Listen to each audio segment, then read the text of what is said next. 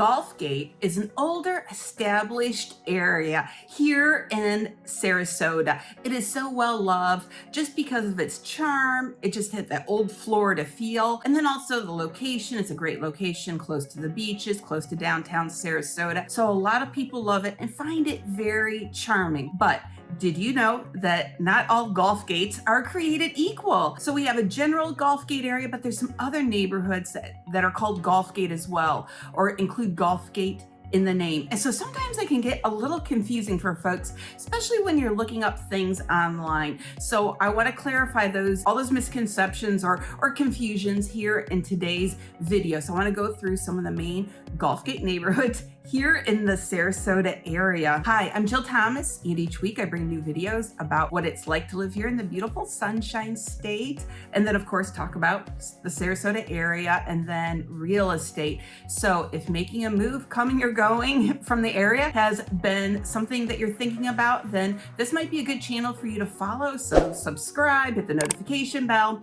and then keep watching. But then most importantly, when it's time, please give me a call, text, or email me. Here to help answer your questions, see if whatever the next step you're thinking about in your mind would be a good fit for you, so I can help answer those questions and help you navigate those waters.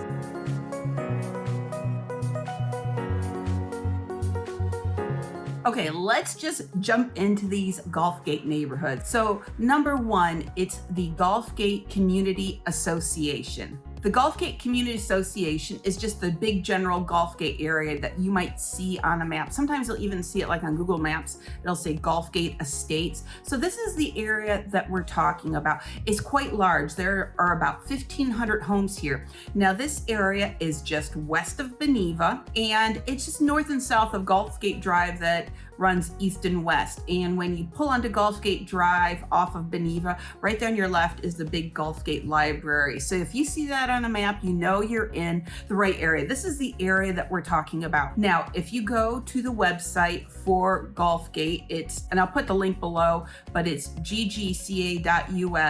You'll see on there that actually Golf Gate, this larger Golf Gate Association area, is made up of really three separate things that you may see online as the name of a subdivision, the legal name. So it's Golf Gate Woods, and then Colonial Terrace Unit 2. Okay, so they just snuck that one in. That's just a couple little streets.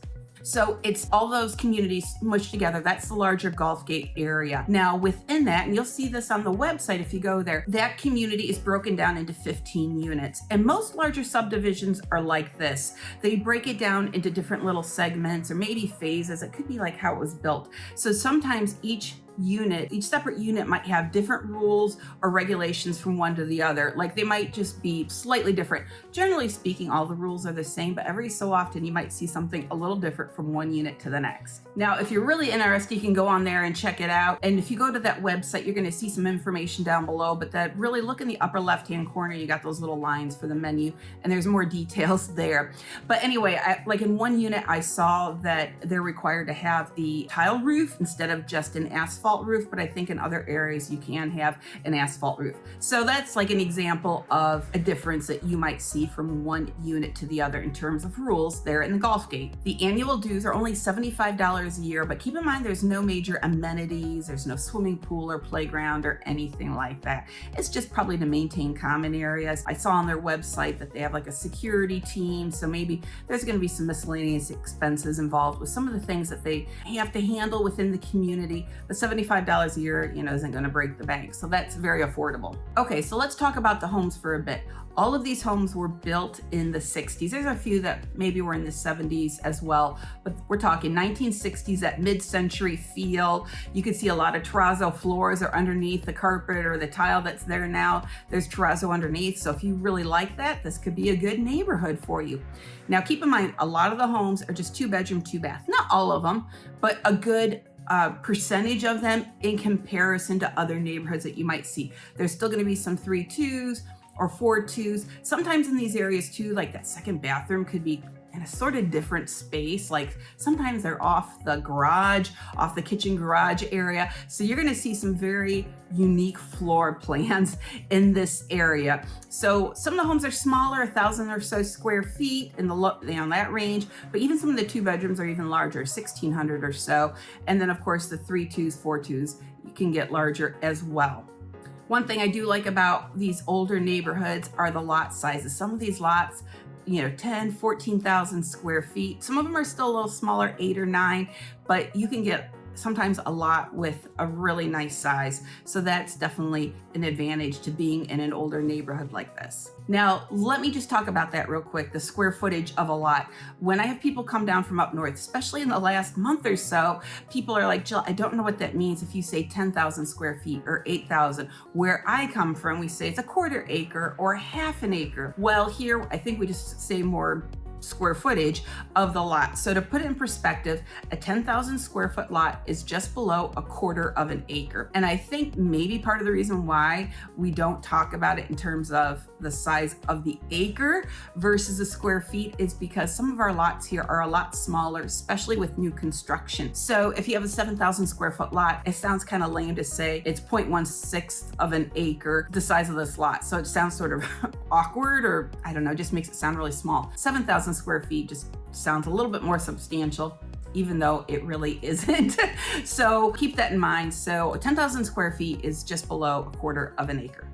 Now, some of these homes can be really charming. You could walk into some of these homes, you feel like you're stepping back in time. So it's nice if of course, if this is what you like, but I like it when you walk in, some of the really original features are still there and very functional. They're not dilapidated or in poor shape where it needs to come out. You can really sort of marry some of these older features with modern conveniences and sort of put the two together, and it can make a really fun and fabulous house. Now, keep in mind, because these homes are older, we're going to see lower ceilings. You're not going to see a lot of high ceilings. You're going to see a combination of carports and garages, and some of these will only be 1 car. You'll see both 2 and 1 car garages. Usually carports are just one, set for 1 car. Every so often you'll see a carport for 2 cars, but usually it's just 1. So they're going to see a mix of that in Gulfgate. And then one other thing that sometimes people are surprised about is the location of our laundry, especially with the older homes. So it's not unusual if the laundry is not inside the house in a laundry room. It could be out in the garage, or even if there's a carport, when you pull up and sometimes you see those double doors right there facing you or over to the side. Sometimes the laundry's outside like that because that's Florida. We don't get snow or anything. So sometimes the laundry with the older homes are in kind of different places, or sometimes people will retrofit things and put it in the kitchen. So you'll see sometimes a laundry in very unique places. So I just want to let you know about that as well. So there is Gulfgate proper, we'll call it. Number 2, Gulfgate East. So now we're going to cross over Beneva Road. We're going to be east of Beneva, hence the Gulfgate East. And this neighborhood is about 400 homes. Now I have to mention, as you start to see videos of this neighborhood, when I went to go take this footage the other day, the sun was shining, it was beautiful out, but we are in summer here in Florida. It's our rainy season, so the rains kind of come and go. I check my cell phone, check the weather app. We should have blue skies. As I'm getting closer and closer to Gulfgate East, the rain starts coming. So it's a little wet in these videos, and rain kept coming in waves. So I'd stop taking video and then start again. So it's gonna be a little wet in the pictures or in the video, but you get the idea. Okay, so really, sometimes in Gulfgate East, the styles of these homes sort of remind me of the Brady Bunch house, the angle of the roof. So you're gonna see a different look, a different style completely than the first Gulfgate that I just talked about. Gulfgate East is not the same. These homes were built more in the 80s. So when you walk in, sometimes the living area is going to have a vaulted ceiling. The rest of the house, the kitchen, the bedrooms are going to have standard height ceilings, but a lot of times in the main area, you're going to see slightly higher ceilings. There's more fireplaces, just unique woods. I like this too. Sometimes they have different windows. There's a lot of octagon or hexagon shaped windows, large ones in different areas. Sometimes in the kitchen area, I'll see it in these floor plans. So there's some kind of cool, funky things things that I really like about Golfgate East that is the different type of quirkiness of Golfgate. Other things, sometimes off of some of the bedrooms or even like the owner's bathroom, there is a little sliding glass door that might take you out to kind of a courtyard area, a little fenced area there where you could put some little plants or something right there. So you're going to see a lot of neat kind of fun features like that. So Golfgate East, totally different than Golfgate, but definitely still has a lot of personality, just different personality. Now in Golfgate East, we're talking all garages, no more golf or carports. And most of them, I believe, are at least 2-car garage. There was actually a couple I saw with 3 cars or would accommodate 3 cars. So that's nice too. Annual dues are $240 a year. And just like Golfgate, there's no major amenities or anything like that. You're just paying for them to help kind of maintain the area as a whole, to keep it looking tidy and for it to be run well. And this area too does have deed restrictions. Now lately, I want to educate you a little bit more on this. Lately, I've also been having people ask me, Jill, what are deed restrictions? I'm not familiar with that term. Or when you go into a community, you'll see it on the sign, deed restricted community. What does that mean? Well, it really means what it says. There's restrictions on the deed. So whoever holds the deed to the house has to abide by like a recorded set of rules and bylaws for those properties. So the community as a whole has their own restriction. Examples of those restrictions would be things like rental restrictions. So both in Golfgate and in Golfgate East, you just can't rent it out however you want. You can't do short-term rentals. I would say in Golfgate at a minimum, it's gonna be 1 month. And then in Golfgate East, I didn't look it up, but I wouldn't be surprised if the rental restrictions were even a little bit more strict, like a 6-month minimum in there. So if you're gonna buy any of these properties for an investment, it's gonna have to be an annual. I think that would make the most sense. Other questions that people want or ask about too, in regards to things they can do to their properties to add another structure on it. We've got those ADUs, where you can put another little building in the backyard, try to rent that out. In these neighborhoods, you cannot do that. And just like in Golfgate, the lots tend to be a little bit larger, 10 to 14,000 square feet. So again, about a quarter of an acre or larger. There might be a few here and there that are a bit smaller, but generally speaking, they're larger like that. And like I said before, here in Florida, or at least in my area, to have a lot that's 10,000 plus square feet is large. A lot of times they're a lot smaller than that. So that's an asset for being in one of these older neighborhoods. And then the homes tend to be a little bit larger too. They're not going to have as many 2-bedroom, 2-bath. It's going to be 3, 4-bedroom, 2 or 3 baths. Some of these homes are up to 2,000 square feet, maybe even a little larger here and there. So a little bit more substantial in the size of the homes. And like I've talked about in other videos I've done when I talk about older homes versus newer, the one thing I do like about older homes is they tend to be wider. They have a nice view, and that comes along with having a larger lot, because with these new construction builders, they put them on really skinny lots. So if people want a lake view, so they give them a long skinny lot so they can squeeze as many homes on for that water view. So as a result, the homes are not wide, they are long and skinny as well. So I like walking into these older homes. When you walk in, they just feel a little bit more spread out, and so I like the feel of those. So that's Golfgate East. Number 3, Golfgate Manor. So now Golfgate Manor is west of Golfgate. It's a little bit closer to Stickney Point and 41. And it's just a little community. There are only 100 homes.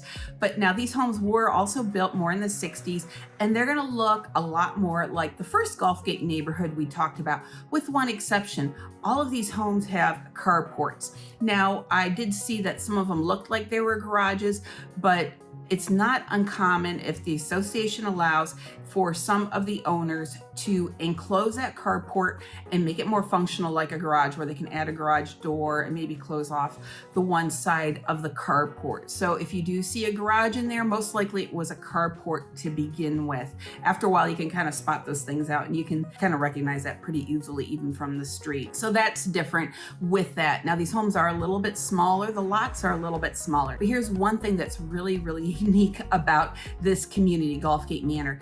The HOA dues are $105 a month, not annual, a month. But with that comes lawn maintenance. So that's sort of nice. You don't have to do your lawn. And then in a couple of the listings, it said also that it included cable TV. But let's just focus on the lawn maintenance, because for $105 a month plus whatever else they want to do to kind of maintain the community as a whole for it to run well, that's a really good price. Now, here's a couple other quirky things though about Gulfgate Manor is they do not allow any rentals ever, like not ever, not even annual, not like, oh, you own it for 2 years, then you can rent it out.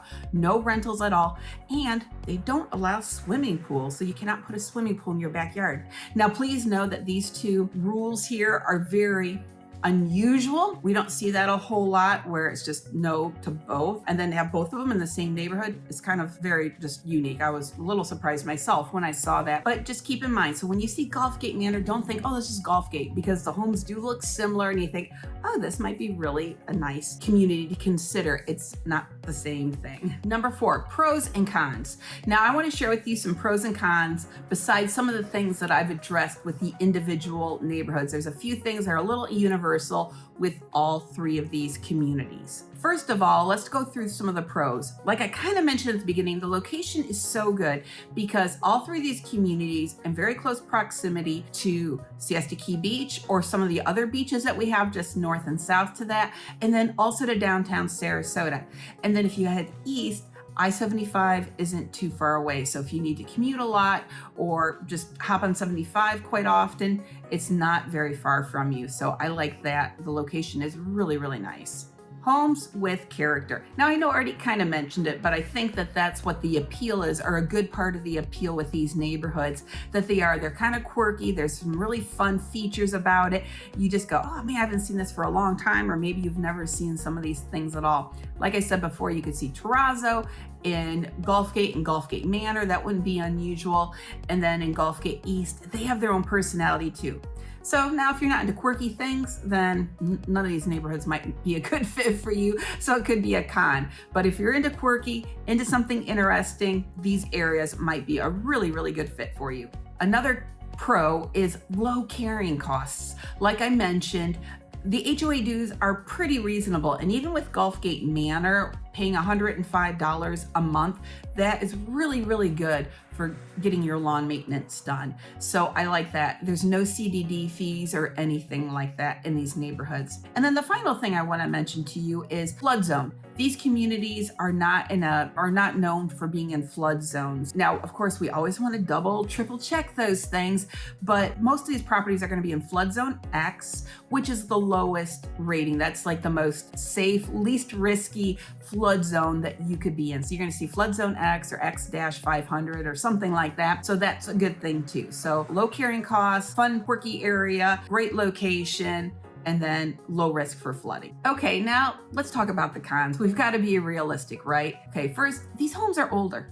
So we're talking potential older roofs, AC, plumbing, electric, all of those things. We got to watch that and see how well those things have been maintained or updated over the years.